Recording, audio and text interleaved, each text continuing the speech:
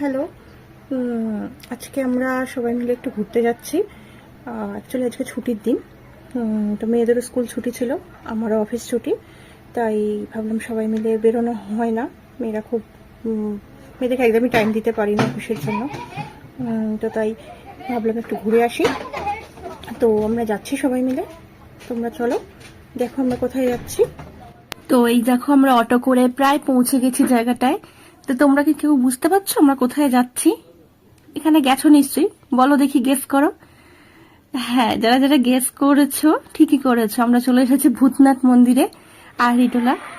তো আজকে যেহেতু সোমবার ছিল, মার্কেটটা বেশ ভিড়ই ছিল, সবে এখনো সন্ধে হয়নি, ভিড়টা হতে শুরু করেছে। আমরা এখানে ঢুকে পড়েছি, এই যে সামনের দোকানগুলো দেখাচ্ছি, যাওয়ার পথটা, রাস্তাটা, ভিড় আস্তে আস্তে হতে শুরু করেছে। তো এখান দিয়ে আমরা হেঁটে গিয়ে ডালা নিয়ে আমরা মন্দিরে ঢুকে পুজো দিয়ে এসেছিলাম, যেহেতু মন্দিরের ভিতরে ভিডিও করতে পারবো না। তো তারপর বেরিয়ে এই যে আমরা আরতি করছি, কর্পূর দিয়ে যে আরতি করা হয়, বাবার খুব পছন্দের জিনিস কর্পূরের গন্ধ, বাবা খুব পছন্দ করেন। তো সেই আরতি আমি করলাম, আমার মেয়েরা, আমার হাজবেন্ড একসাথে সবার আরতি করলো।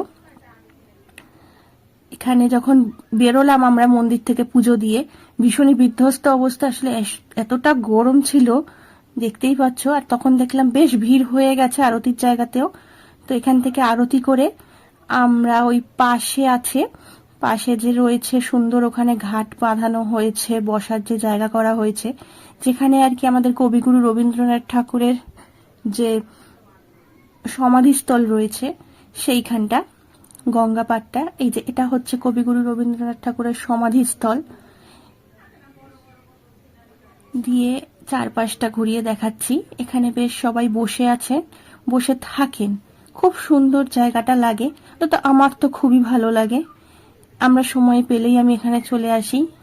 বাবার সাথে তো একটা আছেই স্পেশাল একটা সম্পর্ক, বাবার টানে চলে আসি। ওই যে হাওড়া ব্রিজ, ওদিকে চারপাশটা দিয়ে এখানে অনেক কলেজ স্টুডেন্টরা বিকালের দিকে এমনিই বসে থাকে, ফ্যামিলি নিয়েও আসেন। কেউ কেউ পুজো দিতে না আসলেও এদেরকে দেখে বোঝা যাচ্ছে অনেকেই এরা হয়তো শুধুমাত্র টাইম পাস করার জন্য বা এই গরমে গঙ্গার ঘাটে এসে হাওয়া খাওয়ার জন্য চলে এসেছেন। এখানে দাঁড়িয়ে অনেকেই সেলফি তুলছে, ভিডিও করছে, ফটো করছে, তা আমিও তো ভিডিও করছিলামই।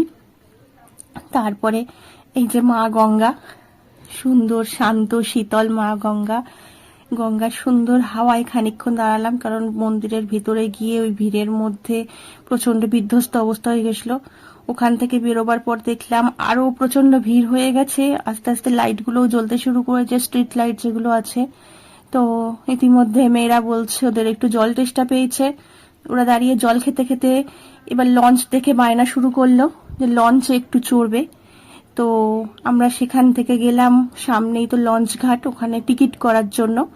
তো লঞ্চে গিয়ে কি ধরনের অভিজ্ঞতা হলো সেটার জন্য আমরা চলে আসবো নতুন ভিডিওতে, অন্য একটা ভিডিওতে। আশা করি তোমরা এটা দেখে ভালো লাগবে, কমেন্টে জানিও। এই যে টিকিট কেটে আমরা লঞ্চ ঘাটে ঢুকছি, তো বাকিটা কিরকম গেলাম সেটা আসবো পরের ভিডিওতে, অবশ্যই সেটা দেখো। টাটা।